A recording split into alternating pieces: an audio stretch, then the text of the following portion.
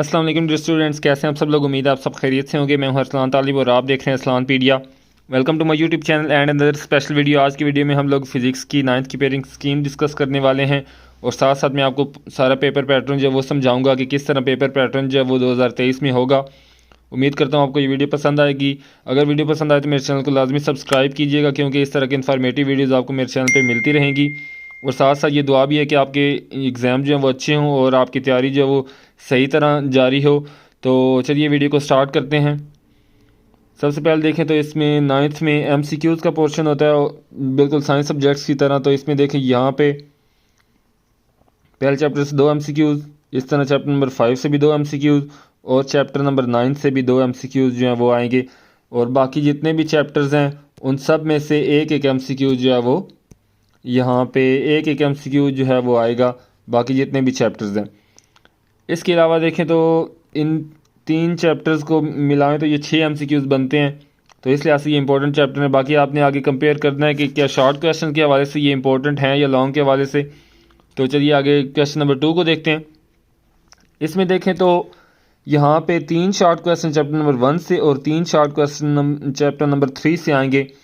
इन दोनों चैप्टर्स को अगर आप कर लेते हैं अच्छी तरह तो आपका ये शॉर्ट का पोर्शन पूरा हो जाएगा, क्योंकि आपको पता है कि 8 में से आपने 5 शॉर्ट क्वेश्चन करने होते हैं क्वेश्चन नंबर 2 में से।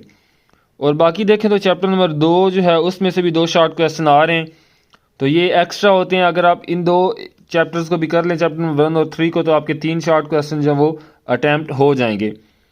उसके बाद क्वेश्चन नंबर 3 की बात करें तो इसमें भी अगर देखें तो चैप्टर नंबर 5 से 3 शॉर्ट क्वेश्चन और चैप्टर नंबर 6 से 3 शॉर्ट क्वेश्चन आ रहे हैं। तो इन दोनों चैप्टर्स को भी मिलाकर आपके जो है वो 8 में से 5 जो है 6 अटैम्प्ट हो जाएंगे। आपने 5 करने होते हैं तो एक एक्स्ट्रा हो जाएगा। और चैप्टर नंबर 4 अगर करना चाहें तो इसमें से 2 शॉर्ट क्वेश्चन जो हैं वो आएंगे। लेकिन आपने ये देखना है कि आगे जो मैंने लॉन्ग क्वेश्चन बताने हैं क्या उसमें लॉन्ग क्वेश्चन इन चैप्टर में से आ रहा है। अगर तो इनमें से आ रहा हो तो ये आपने लाजमी करने हैं, क्योंकि इनमें से आपका शॉर्ट क्वेश्चन का पोर्शन भी मुकम्मल हो जाएगा और आपके लॉन्ग जो है वो भी मुकम्मल हो जाएंगे। तो बात करते हैं क्वेश्चन नंबर 4 की, जो कि शॉर्ट क्वेश्चन का आखिरी पोर्शन है।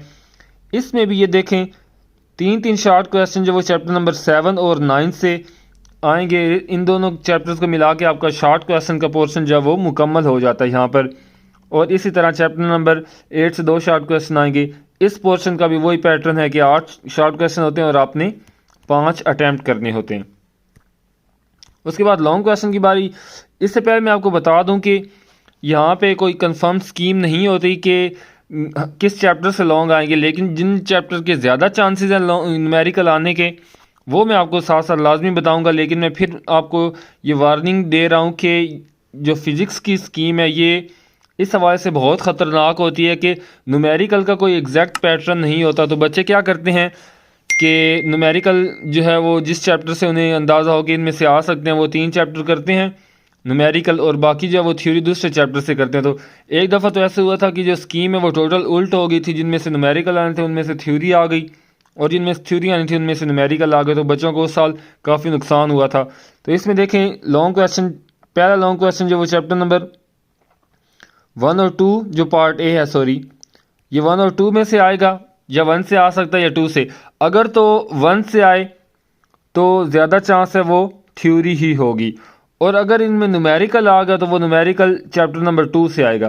उम्मीद करता हूँ आपको ये बात समझ आ रही हो कि अगर इनमें जो ए पार्ट है वो न्यूमेरिकल होता है तो वो लाजमी बात है चैप्टर नंबर 2 से ही आएगा, और अगर थ्योरी आती है तो वो ज़्यादा चांस है कि थ्योरी चैप्टर नंबर 1 से आए या चैप्टर नंबर 2 से भी आ सकती है। अगर न्यूमेरिकल आता है तो वो लाजमी चैप्टर 2 से ही आएगा। इस तरह चैप्टर नंबर 3 से जो बी पार्ट है वो 3 से आएगा, और इसमें थ्योरी और न्यूमेरिकल में से कुछ भी आ सकता है। ज़्यादा चांस जो है वो यहाँ पे थ्योरी के हैं। उसके बाद बात करते हैं क्वेश्चन नंबर 6 की, जिसका ए पार्ट जो है उसके चांसेस हैं चौथे और 5वें में से आने के। कंफर्म नहीं है कि चौथे से आएगा या 5वें से, लेकिन अगर तो न्यूमेरिकल आता है तो वो चौथे से ही आएगा, 5वें से न्यूमेरिकल नहीं आएगा। और अगर न्यूमेरिकल नहीं आता, इसमें ज़्यादा चांस न्यूमेरिकल की होते हैं, तो फिर जो थ्योरी है वो इन दोनों चैप्टर में से किसी में से भी आ सकती है, और थ्योरी के ज़्यादा चांसेस होंगे चैप्टर नंबर 5 से। इस तरह इसका बी पार्ट जो है चैप्टर नंबर 6 से आएगा और वो न्यूमेरिकल या थ्योरी कोई भी हो सकता है, तो ज़्यादा चांस होते हैं वो थ्योरी ही आए। उसके बाद बात करते हैं आखिरी लॉन्ग की। तो ये इसका ए पार्ट जो है वो चैप्टर नंबर 7 से आ रहा है और ये 7 से न्यूमेरिकल के ही चांसेस हैं ज़्यादा। उसके बाद इसका बी पार्ट जो वो 8वें और 9वें से आएगा और ये भी इसमें ज़्यादा थ्योरी के चांस होंगे, लेकिन अगर न्यूमेरिकल आता है तो न्यूमेरिकल 8वें से आएगा, 9वें से नहीं आएगा। तो ये आप एक दफ़ा इस स्कीम को दोबारा गो थ्रू कीजिएगा, आपको ये मज़ीद समझ आ जाएगी कि मैंने ये बताया है कि अगर न्यूमेरिकल आएगा तो वो किस किस चैप्टर से मस्ट है।